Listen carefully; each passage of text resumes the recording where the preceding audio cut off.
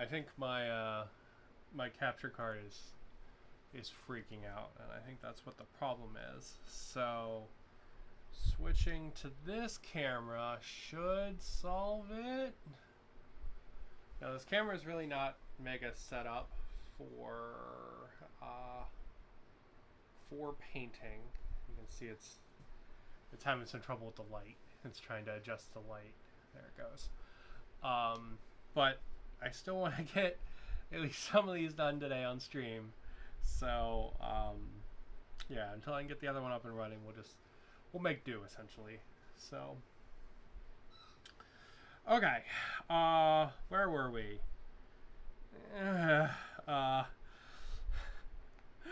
Basically, at this step, where we have the beginning of our base done and our whole model base coat or prime coat done, what we're going to do is we're going to pick our first starting color. In this case, it's going to be turquoise, Siren from our repainter. And what we're going to do is we're going to do a very heavy overbrush of this, basically all over the model. This is going to set our initial color. Now each one of these, besides the black and the blue, is going to be made out of 2 colors. And they're colors that I'm going to choose from the monster they go with, because that makes sense to me. So that way they can tie in really well to the monster. So we're going to take Mr. Foxy Fox here, and I'm going to get this big crappy dry brush. I'm going to work it into my dry brush. And I'm not really pulling paint off of the dry brush, so that's why it's going to be much more of a heavy like overbrush than anything else. And I am going to start hitting the model, right? And my goal is not to get complete coverage. I still want some of the black in there. You know, I still want the blue at the bottom, but I want this color kind of roughly all over the model, just not completely covering everything. Right, and if it covers a little more in some areas than others, that's fine. You know, these, like I talked about earlier, before all this crazy IT stuff started to happen, the intent of these is to give an impression of who they tie to, because these are, you know, these are essentially chess pieces, more than, you know, like your Blood Angels captain or whatever. And this kind of like pseudo impressionistic kind of board game painting is actually what makes painting board games really fun to me, because this is a style that I would just never get to do on actual miniatures, because I just spend, you know, an insane amount of time on each single one of them. But with this, it's really kind of chill. You really can't mess it up, right? And you can see how quickly I can kind of go through them. And you can see how even just that tiny bit of color already starts to bring the character out, right? You can kind of already see what the intent of this is. It's supposed to be like a water fox or something. So even if you primed your minis and then did a dry brush like this over them, they would still have way more character than just being gray plastic. You know, they'd be like, oh, that's cool. These go with the blue guy or whatever, right? These go with the water guys, right? Because they have some kind of feeling and color already to them. This concept is actually why some board games have started to do colored plastic for their minis instead of just gray. These ones were all gray, but that's because it's a little bit older of a board game. Oh, I didn't get his insides yet. Okay, we won't do him then.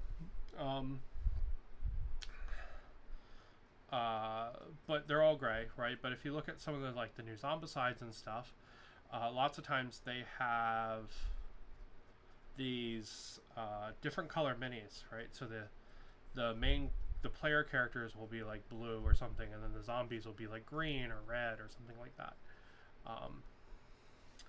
And you'll kind of see that, and it essentially does the same concept of what I'm doing here, of at least giving you some kind of color recognition of the character before you even get to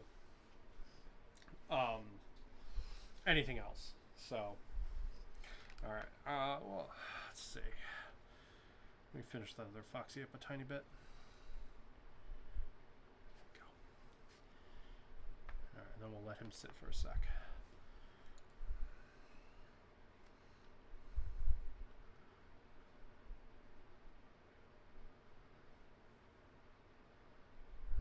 finish the last two Foxies up.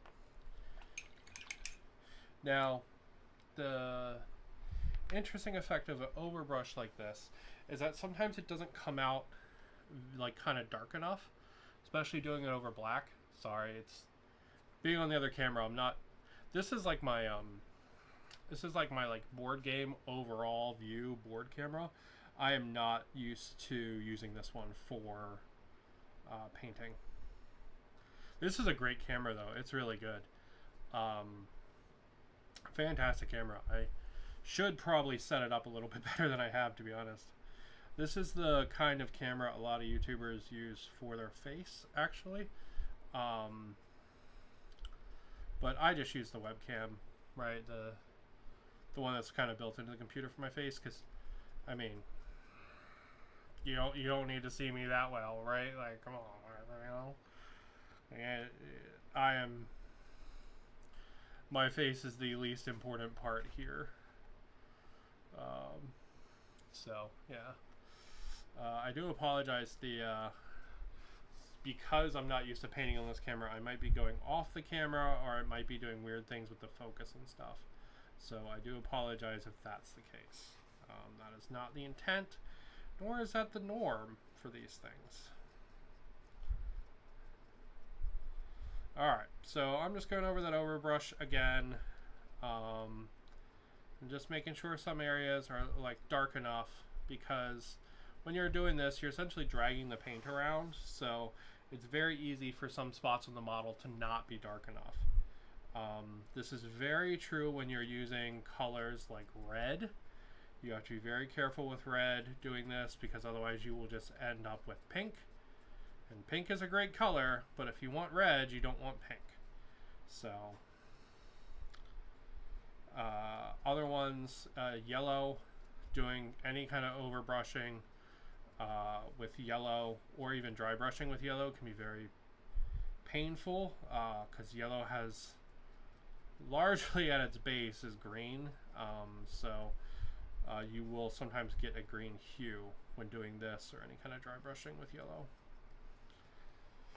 Okay, so we're just going to tighten up those base coats, get them a little more of that brown, right? Because our big monkey is brown, and our big monkey has a couple other colors in him, right? He's smashing this boat here, and then he's got green armor, and he's got some yellow straps, and he's got some pink hands and stuff, and his butthole's pink. But his other main big color here is green, and I'm trying to pick out two colors for each one of these models.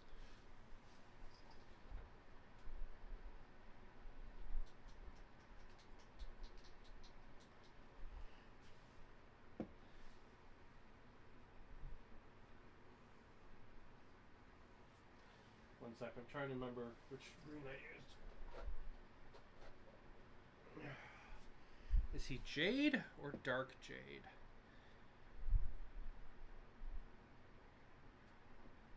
I want to say he's jade. Let's see. Let's pull a little bit out. Oh, we got it on the cap here. Oh yeah, that's definitely not it. That's probably it right there. So I don't think he's any other color. Pretty sure he's one of these. Alright, so let's pull a little bit of this out and see if this is... Yep, that's right. That's right. Okay. Now that we have our main color down as our base for the Monkey Man, we want our secondary color. And since we're starting kind of at the bottom being blue, like the minis coming out of the base, and we're moving up with colors, we want to do the tips of the model and the tops of the model in this color. And we are going to do this much lighter than with the previous overbrush. So I'm going to get a little on my brush, and I'm just going to work it around on the palette. Again, I'm not going to super dry brush this, but we are going to pull more off than we did before. Okay? And the intent is just to get kind of the edges and kind of the tips of our guy. And it might end up being a little heavy, but our goal is to get that impression of this color out on our monkey. Just like that. So our monkey now goes from blue to tan up to the green, so he can match his big monkey buddy. And we're just going to keep the same concept going. Going to try to hit the same areas, right, on each one of these, so that they are similar but not fully uniform. If you wanted this to be more overall dry brush, you could do that too. And what you would end up with is having green highlights over the model. Not really my intent. My intent is to kind of have the color flowing upward more than an overall highlight of green with the dry brush. So, see, I'm off camera again. That's not used to painting on this cam. I apologize. But we want to make sure that we get, you know, this color kind of all over these areas, all over our monkey mans, so that when they are on the board, you know what faction they go to. You know they go with the big monkey, you know? Did I get the back of this hat? Do more. There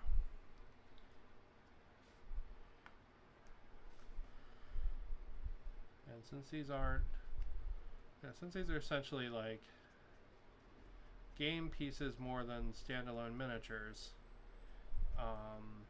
we really want that impression more than these being a character.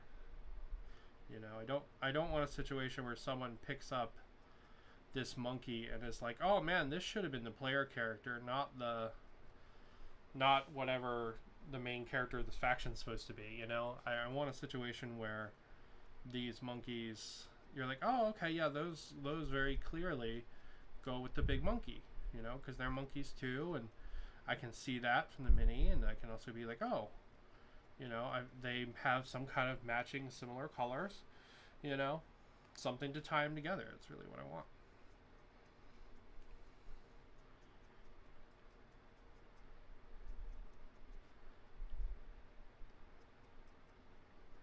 And in the end, what you wind up with is something. Wow, man, it is not my day. I know you guys can't see this on camera, but I just spilled water literally everywhere.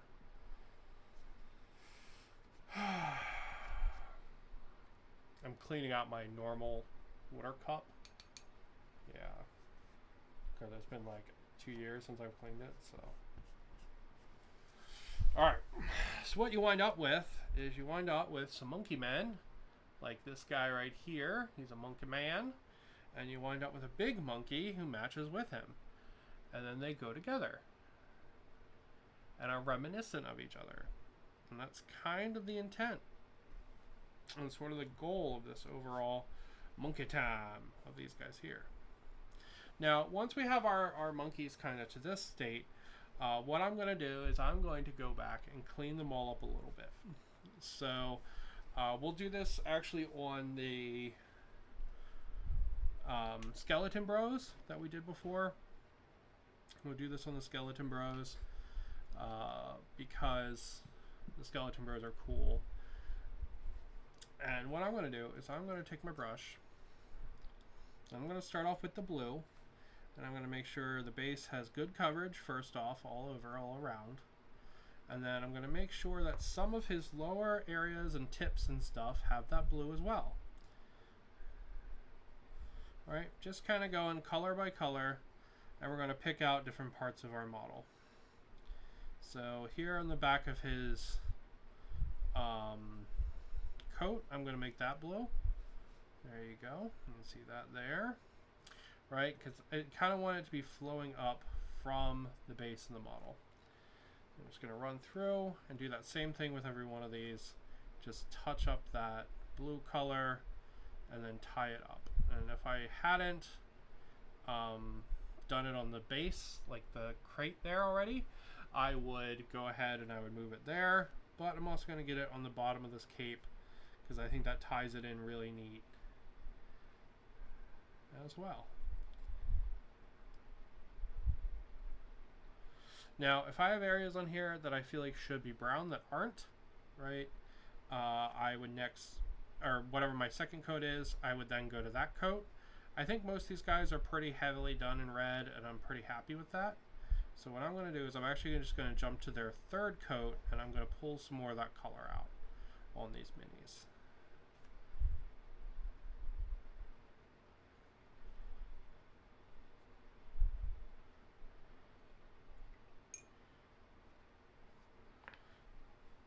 One area that I might want to pull out is actually the knee here. It caught a lot of the silver and probably shouldn't be.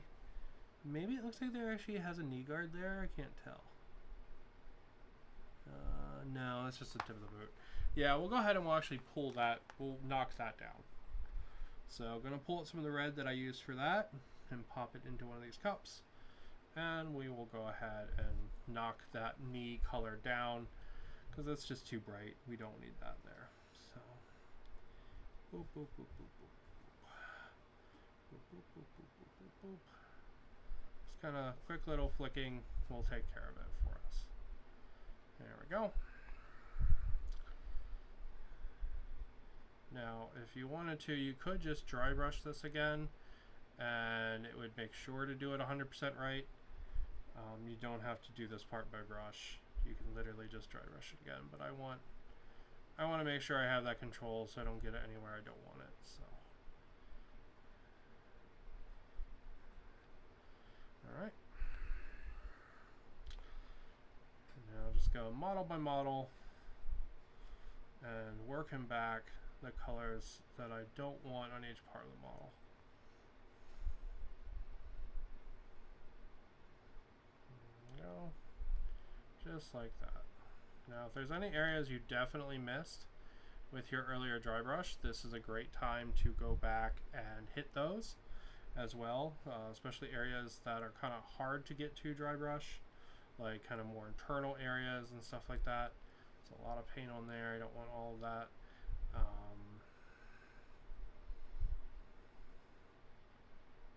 Like things like inside pants and that kind of stuff might be a good time to just clean up a little bit. Okay, let's see. We got a couple more to go. There we are.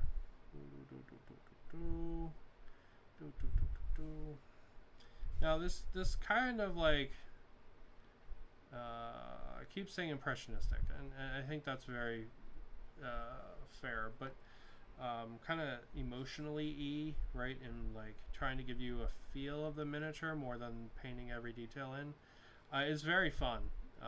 It's quite engaging and chill. It's not something I normally do on like wargaming pieces either, and I think I've definitely already said this, but I don't know if the camera was on or if it crashed, but it's one of the reasons that painting board game stuff is actually really fun to me, is because I don't normally get to paint like this, and normally it's like super controlled, have to focus on every little detail, you know, washes and highlights and weathering and all that kind of stuff, and this is much more chill. Now the second color for these Bone Daddies is this silver.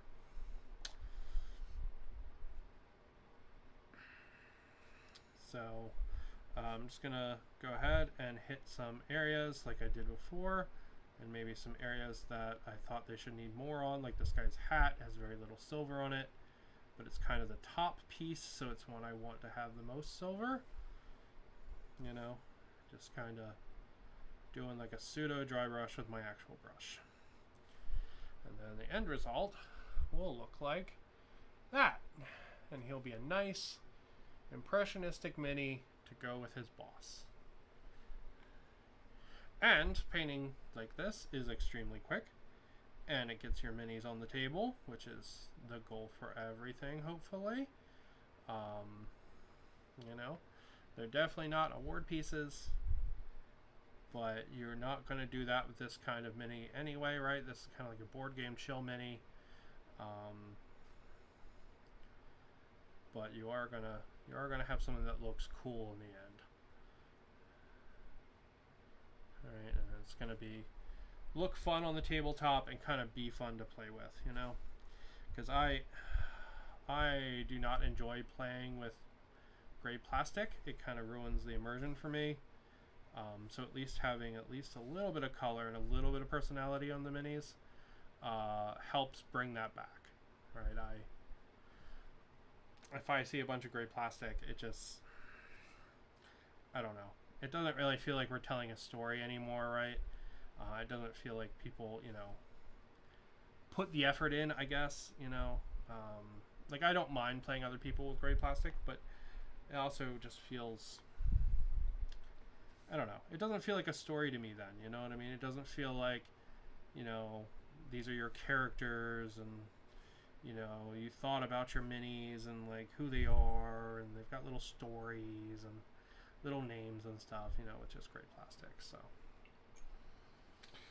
So yeah, so that's kind of how I do these board game minis, quick and easy. I'm gonna call it here early because the camera situation is so screwed up. But I've got a whole bunch more of these to do, and my plan is to knock them all out. So next weekend I should be able to show off the entire set for this board game. It should be pretty dope. And I'll be able to show off the whole thing done, painted, primed, and top coated, which is pretty cool. And if I get enough of this done today, I might play some Fantasy Quest tomorrow. We'll see. We'll see how it goes. Alright, I'm going to call it there. Thank you guys for watching. I hope you have a good one. And sorry about the camera stuff, but keep on keeping on.